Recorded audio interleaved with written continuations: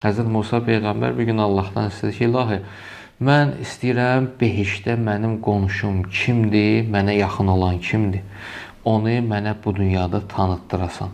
Allah Teala vəhiy elədi Həzrət Musaya ki, ay Musa, get bazarda bir qəssab var, cavan oğlandır, həmin qəssab behişdə sənin qonşundur.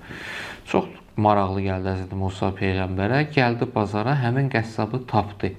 Kənardan izlədi bunu ki, görün bunun qeyri-adi, müsbət nə işi var ki, bu onsuz da behişt əhli ola bilər, amma gəlsin behişdə Peyğəmbərlə bir məqamda olsun, bu təəccüblidir ki, görəsən bu hansı işin sahibidir.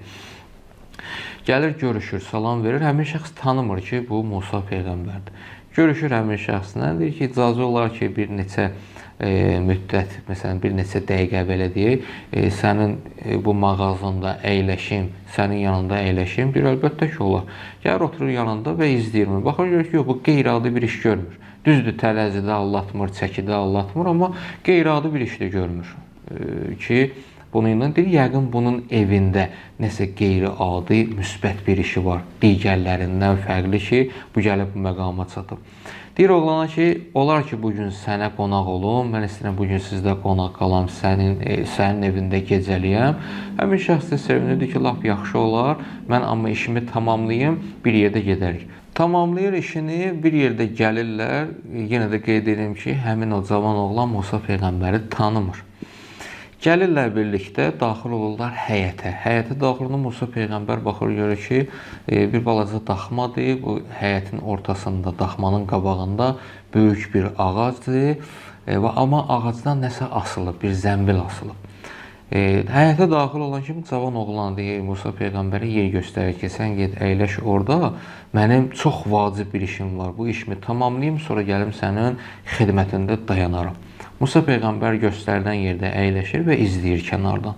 Baxır, görür ki, bir kəndirlə zəmbil asılıb. Kəndirə bağlıdır, asılıb ağacdan çox hündür bir yerdə. Böyük bir zəmbildir.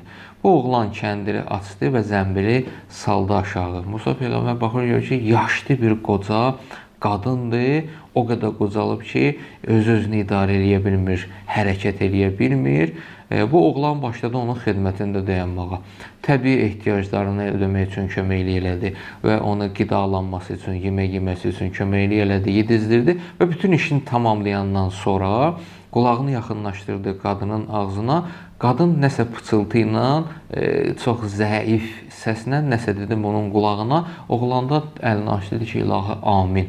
Və yenidən qaldırdı zəmbili ağacın üstünə, gəldi Musa Peyğəmbərdən üzrxahlıq elədi ki, səni gözlətdim burada, süfrə açdı.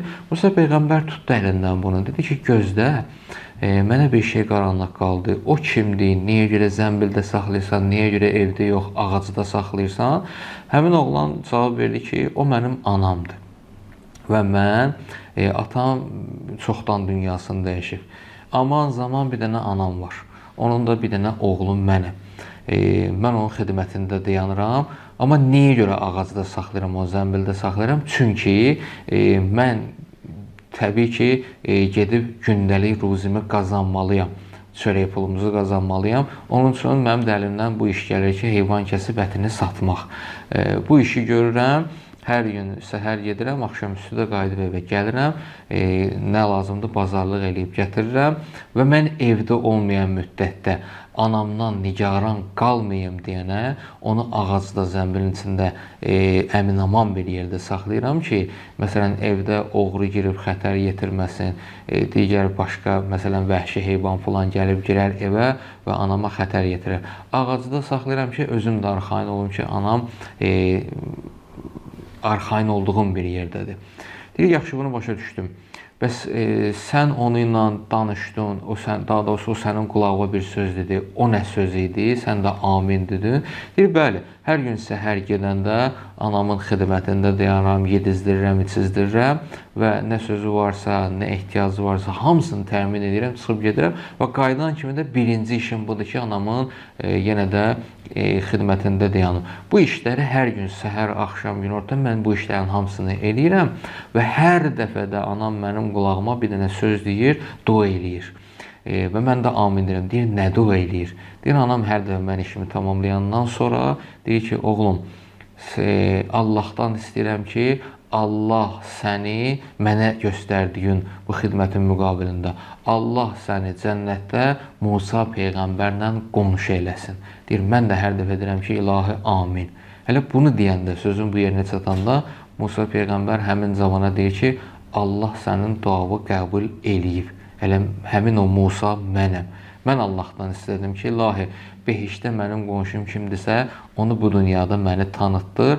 Allah da sənin ünvanını mənə göstərdi. Allah sənin dualarını qəbul edib. Neyin müqabilində? Anaya xidmət eləməyin müqabilində.